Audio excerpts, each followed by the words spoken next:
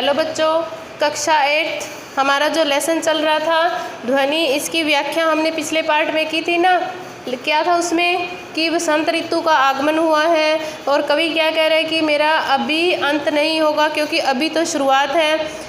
कवि ने वसंत ऋतु के माध्यम से नवयुवकों को संदेश दिया था कि आपको जैसे वसंत ऋतु आने पर फूलों में और कलियों में खुशी का आगमन हो जाता है, वैसे ही आप लोगों में यौवन आने पर वैसे ही उत्साह और जोश होना चाहिए। ये सब पढ़ा था ना हमने। तो आज हम इसके क्वेश्चन आंसर करेंगे कि कवि को ऐसा विश्वास क्यों है कि उसका अंत अभी नहीं होगा। तो क्यों है ऐसा विश्वास? जैसे कि वसंत ऋतु अभी अभी आई है, जब भी किसी चीज़ की शुरुआत होती है तो तुरंत तो उसका अंत नहीं होता ना। तो इसीलिए कवि को विश्वास है कि मैंने अभी अभी तो अपना कार्य शुरू किया है, अपना कवि कर्म शुरू किया है, इसलिए मेरा अभी अंत नहीं होगा। तो इसका उत्तर हम कैसे लिखेंगे कि कवि को ऐसा विश्वास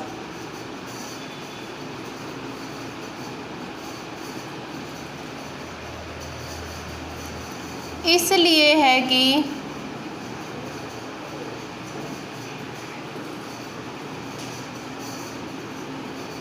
अभी अभी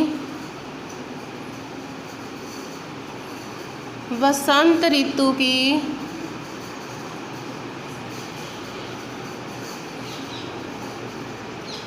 अभी अभी वसंत ऋतु का आगमन हुआ है।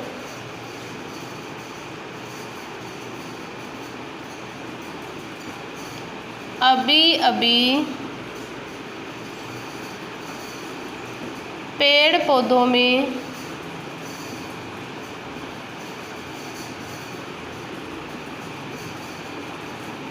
खुशहाली आई है।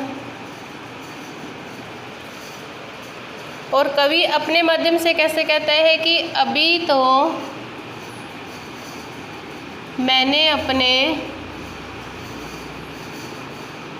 कवि कर्म की यानी कविता लिखने की या रचना करने की अभी शुरुआत की है, कवि कर्म की शुरुआत की है।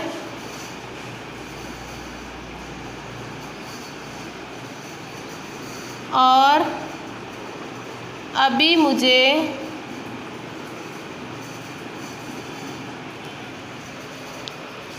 बहुत सी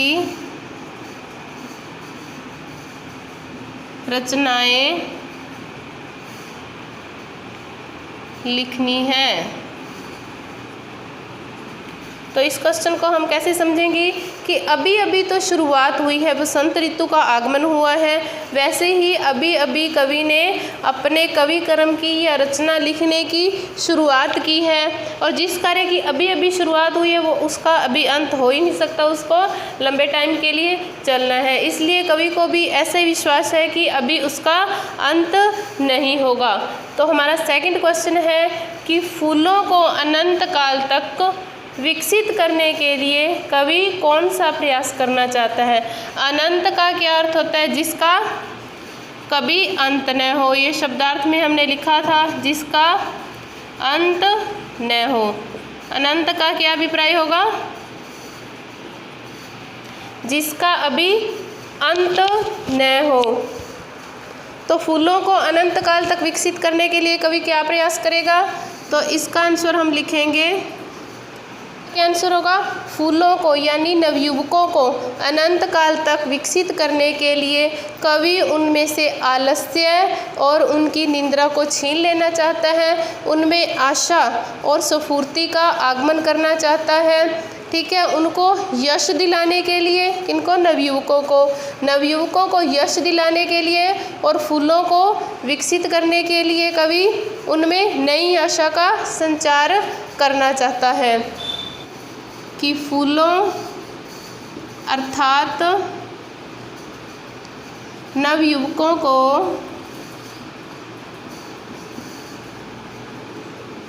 अनंत काल तक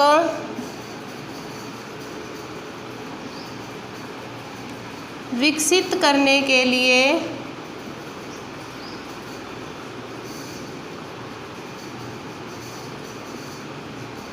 या उन्हें यश दिलाने के लिए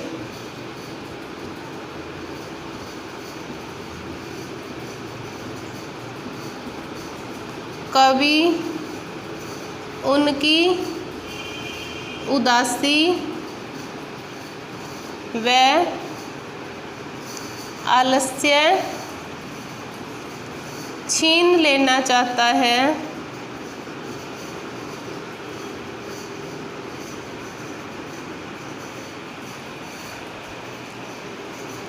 और उन्हें प्रेरित करते हुए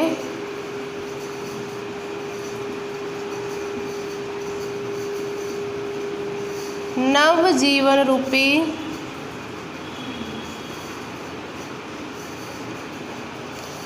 जीवन रूपी आशा की किरण देना चाहता है।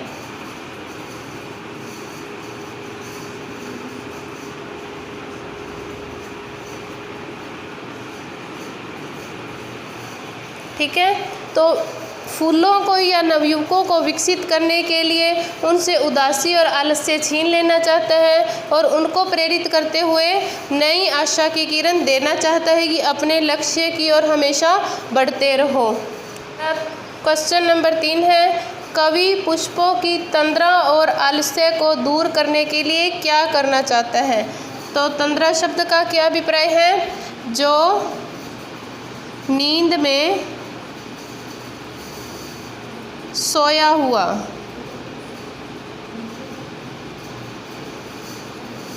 है। कवि पुष्पों की तंद्रा और आलस्य को दूर करने के लिए क्या करना चाहता है? तो इसका आंसर क्या होगा? कवि पुष्पों अर्थात नवयुवकों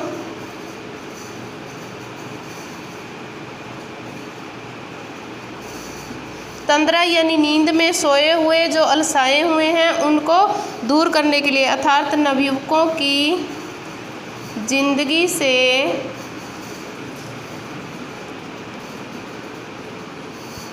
तंद्रा और आलस्य को दूर करने के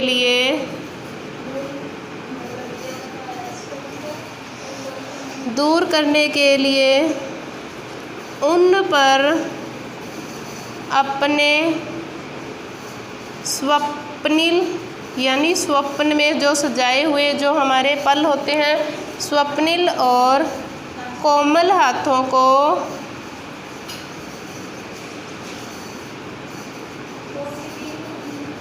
उसी तरह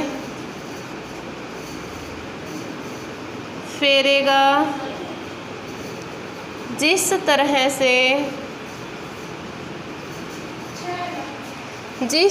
से प्रातःकालीन यानी जब सवेरा होता है उसे प्रातःकालीन कहते हैं। जिस तरह प्रातःकालीन सूर्य कलियों पर अपनी किरणें डालता है,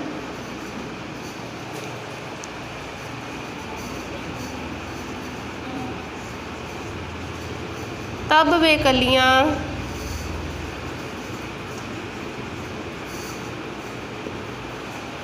फूल बन जाती हैं।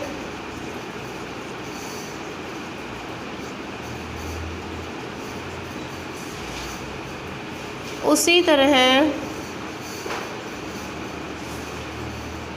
कवि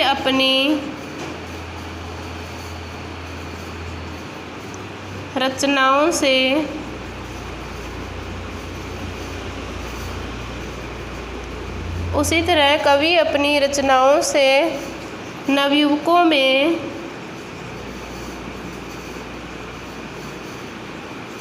उत्साह का संचार करते हुए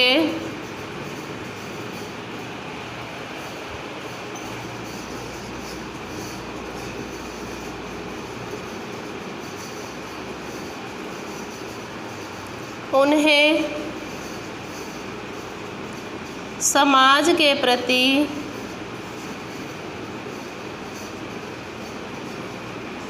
अच्छे कार्य करने की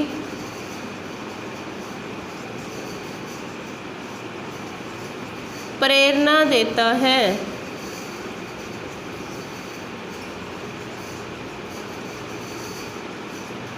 यानी कि कवि है जो अपनी रचनाओं में ऐसी भाषा का, ऐसे शब्दों का यूज करता है जिसको पढ़ने या सुनने के बाद हम में उत्साह का संचार होता है, हमें जोश पैदा होता है कि हम अपने समाज के प्रति अच्छे कार्य कर सकें, उनको जागरूक कर सकें। तो कवि पुष्पों को ही नवयुवकों की उपमा देते हुए बता रहे हैं कि जैसे सूर्य की किरणें आने पर जो कलियां होती हैं वो सूर्य की किरणें पड़ने से फूल बन जाती हैं या खिल जाती हैं, वैसे ही कवि अपनी रचनाओं के माध्यम से नवयुवकों को उत्साह और जोश का संचार करना चाहता है। तो ये हमारा फर्स्ट चैप्टर कंप्लीट हो गया। इसके 3 क्वेश्चन हैं, इसको आप अपनी नोटबुक में करोगे।